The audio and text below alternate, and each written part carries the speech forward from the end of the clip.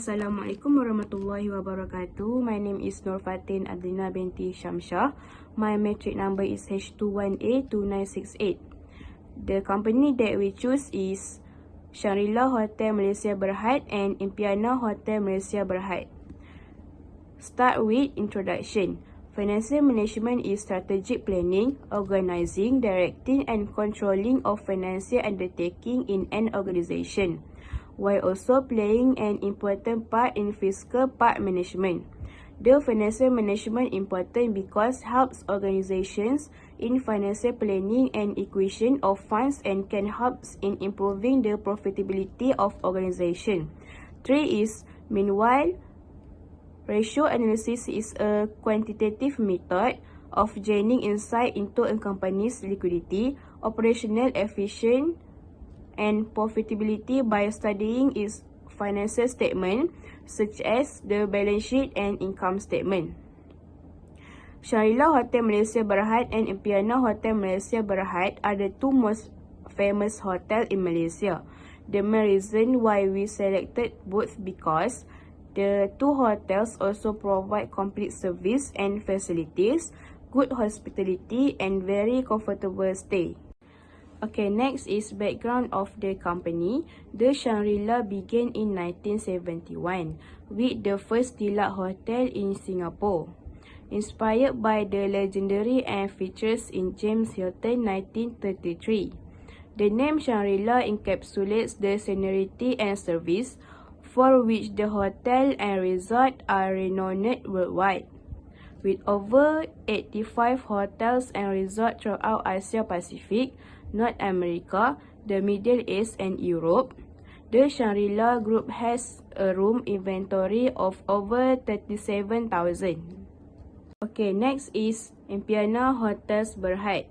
Being group made out of 5 subsidiaries, this hotel has branched not just in Malaysia, but also in Thailand and Indonesia.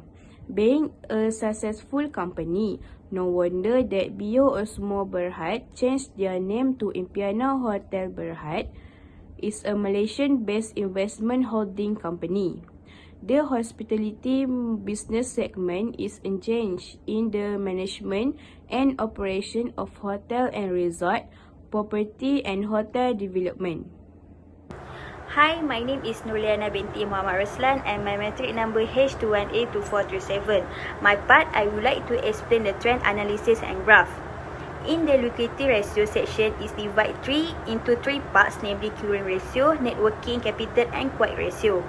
The way to get the total current ratio is current asset divided by current liabilities and get the answer 1.15 in 2020 and 0.94 in 2021. While the calculation for the quiet ratio is current asset subtract inventory and divide current liabilities and get a total of 0.10 in 2020, while 2021 gets 0.92. Next, for the calculation of the net working capital is current asset minus current liabilities and get the answer 9889 in 2020 and 7473 in 2021. The second part is activity ratio, which contains 4 parts, namely inventory turnover, average collection period, average payment period, and total asset turnover. The calculation to get inventory turnover is cost of goods sold divided by inventory and get the amount of 81.05 in 2020, while 42.50 in 2021. Next, the average collection period calculation, which is account receivable multiplied by 360 and divide by the net sale and get the answer 600.02 in 2020 and 864.46 in the year 21. And finally, the calculation for total asset turnover is net sale divided by total asset and gets the answer 0.06 in 2020, while 0.04 in 2021.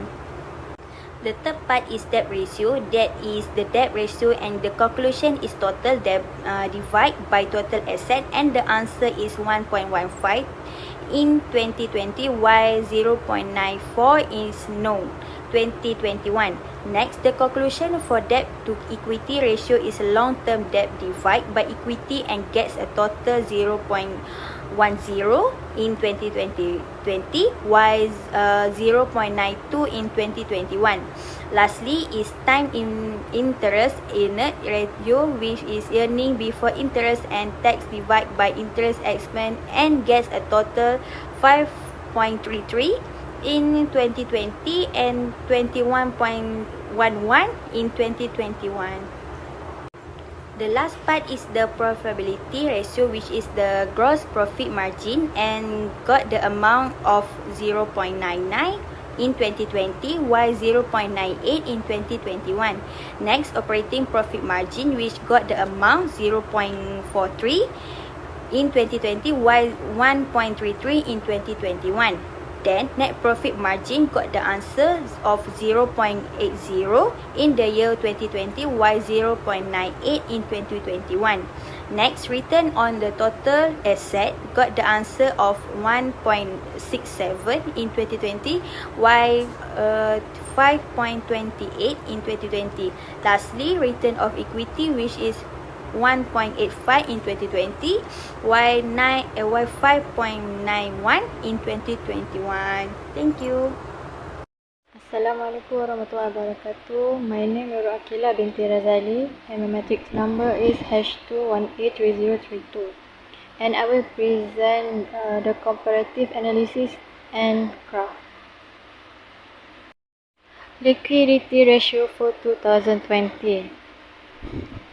For current ratio, the graph show Impiana Hotels Berhad is higher than Shangri-La Hotel Masha Berhad, which is 1.22, where Shangri-La Hotel Masha Berhad is 1.15. For quick ratio, the data show that Shangri-La Hotel Masha Berhad is 1.14, lower than Impiana Hotels Berhad, which is 1.22. For net working capital, the data show Impiana Hotels Berhad is lower, which is RM2354 than Shangri-La Hotel Masha Berhad, which is RM9889. For liquidity ratio for 2021, the graph shows Shangri-La Hotel Masha Berhad is 0.94 higher than Impiana Hotel Berhad, which is 0.14 for current ratio. For quick ratio, Shangri-La Hotel also record higher, which is 0.93 than 0.14 for Impiana Hotel Berhad. And lastly, net working capital. Impiana Hotel Berhad record RM163070404 higher than Shangri-La Hotel Masha Berhad, which is RM4556 in 2021. Equity ratio for 2020.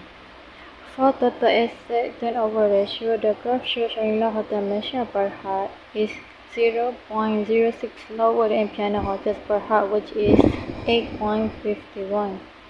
For account receivable turnover, the graph shows Impiana Hotels Berhad is 167.1 higher than Shangri-La Hotels Berhad, which is 0.61.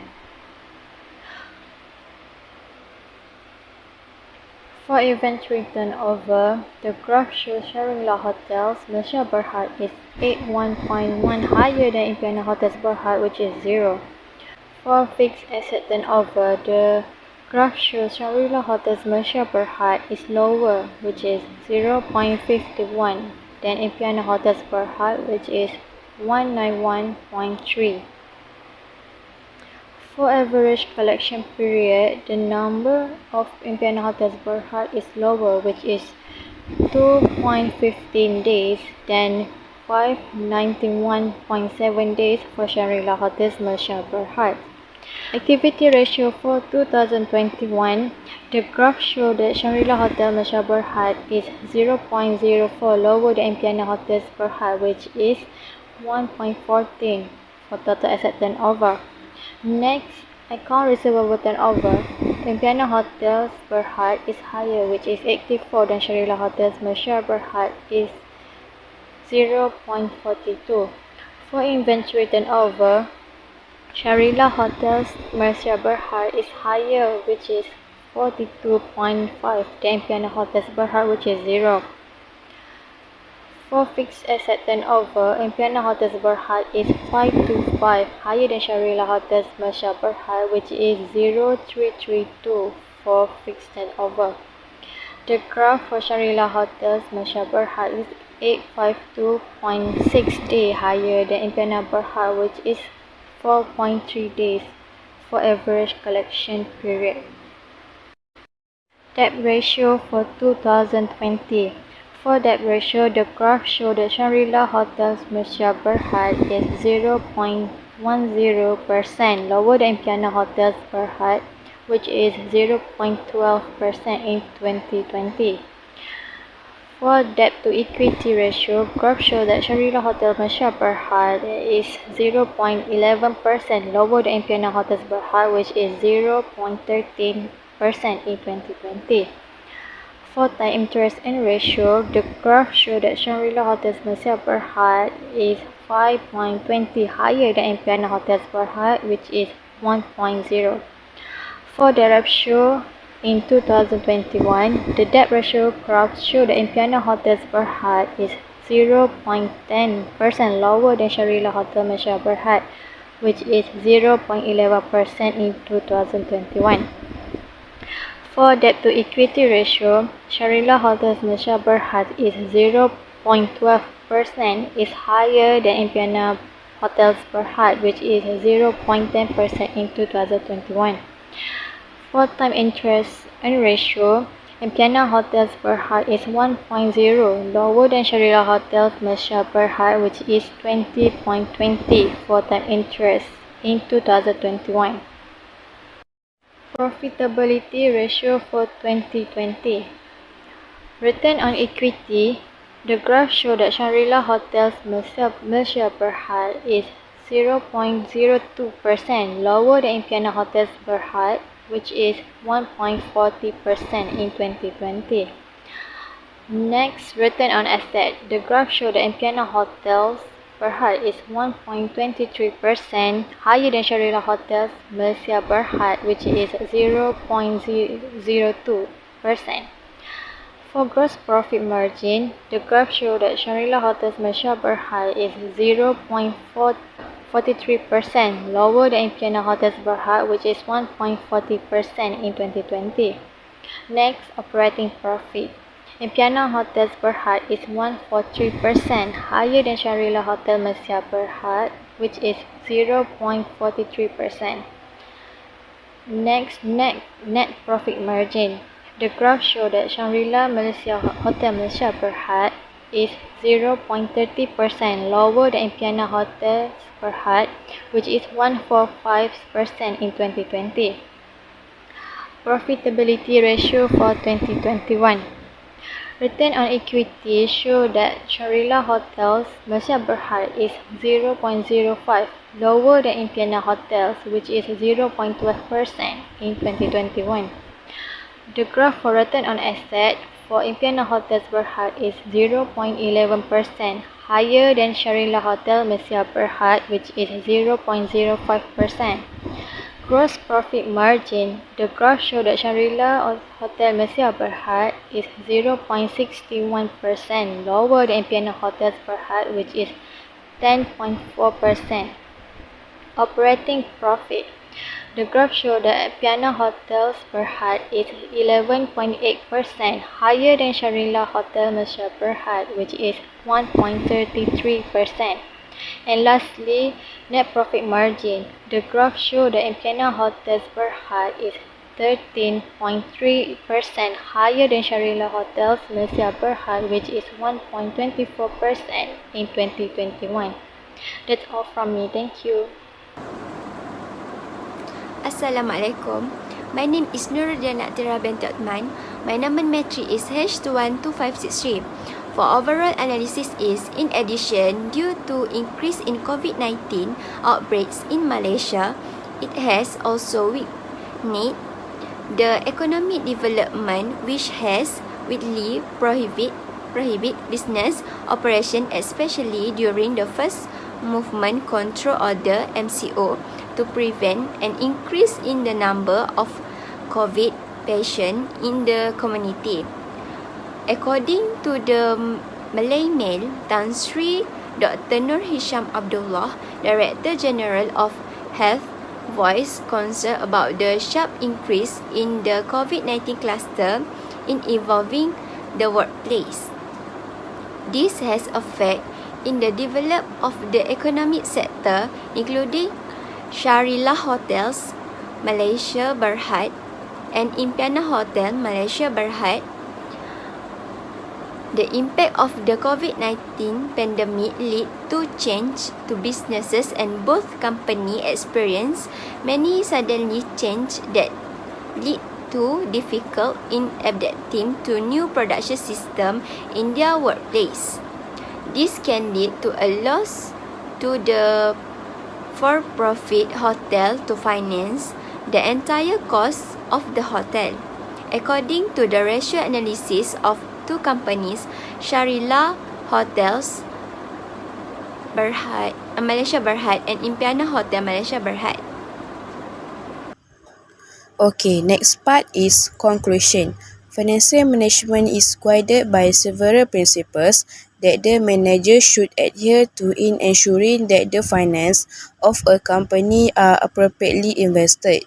Financial reports are helpful and important for their decision making of whether to invest in the company or not. Thank you for our group.